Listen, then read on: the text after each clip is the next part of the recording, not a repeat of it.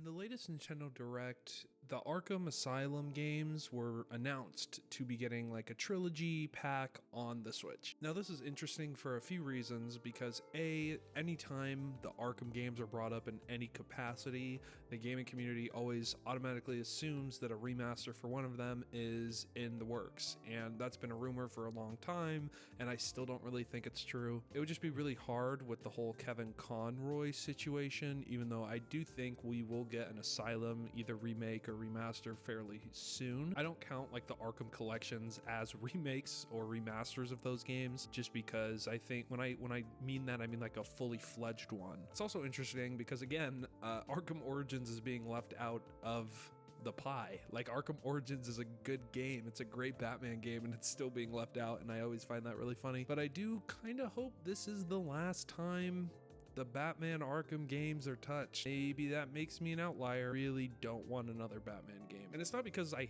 hate the Arkham games or anything like that. It's actually the opposite. I love the Arkham games. Arkham City is one of my top 3 video games of all time, rightfully at number 3. And I love Arkham Asylum and Arkham Knight almost as much. My favorite parts of the Arkham games is the combat, and I feel like with Arkham Knight, they reached its peak with changing through different characters whenever you were kind of tag teaming enemies with them, or just how strong it felt on the controller. This is one of the reasons why I'm not really excited for the next Suicide Squad game. I'm excited for it because it's a different cast of characters in the Arkham universe, but I feel like the combat is just so different, and the combat is really what made the Arkham original games so great. And that's why I don't want them to really be touched again, or really to have another Batman Arkham solo game, because I feel like nothing they do going forward is going to top what we already have. I don't really know how you improve from perfection.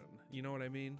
You can't really go forward when you've reached the limit of something. And I mean, I guess people were probably saying the same thing after Arkham Asylum, because I feel like Arkham Asylum just really had a perfect fighting system, and then Arkham City made it even better, and then Arkham Knight just perfected it even more, even though I felt like it was already perfect in City. The other thing is, obviously, eventually we're gonna have to get another Batman actor, another Batman voice actor. Kevin Conroy unfortunately passed away, and after the passing of Kevin Conroy, it feels like obviously we're gonna get another Batman voice actor for video games, but I don't really know how they follow him up because he was just that good. Obviously, if they remaster the games and they just kind of use the same dialogue, it would be fine. They would just have to kind of enhance it to make it sound modern, if that makes sense, because if they just import it, it's gonna have really low quality. But then I don't even want them to go the AI route, because I completely disagree with using AI for the practice of making money off of a dead actor's voice or appearance. But I think my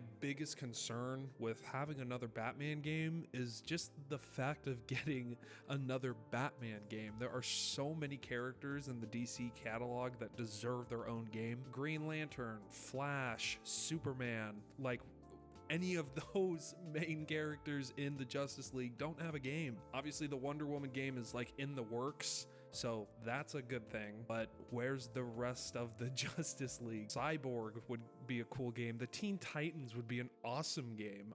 I just think that there are more opportunities with other characters. Obviously, there's so many Batman stories to pull from because of how long he's been a character, and obviously he's one of the most iconic superheroes of all time, if not the most iconic superhero of all time. I'd argue that Spider-Man and Superman compete with that. Batman gets people places, and it's important to understand that, but I think it's also important to understand that sometimes you need to let a character have a lot of time to breathe.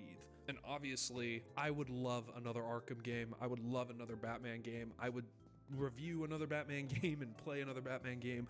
I just would prefer if they went the route of having different characters. Again, which is why I'm optimistic for the Justice League game, or the Suicide Squad Kills the Justice League game. I don't know how I feel about that game yet. I guess we'll see when it releases. How cool would a Flash video game be? I mean, like, come on, speedsters are so cool and they just keep missing. Like, how does the CW produce one of the best like speedster things to relate. But a Green Lantern game would also be really, really cool. And now that with the whole DC thing, with James Gunn's DC plan kind of having the characters all be the same kind of actors, with like if they're in a game or a show or a movie, they're all played by the same actor unless it's like a different universe story. That kind of concerns me. It's an interesting concept for sure, but I don't really know how I feel about it. Also, I wonder how they're gonna approach the Injustice games, because I'm pretty sure Kevin Conroy was the voice actor for Batman in those games too. At least I think. I don't know. I'm not gonna do my research because I don't do that.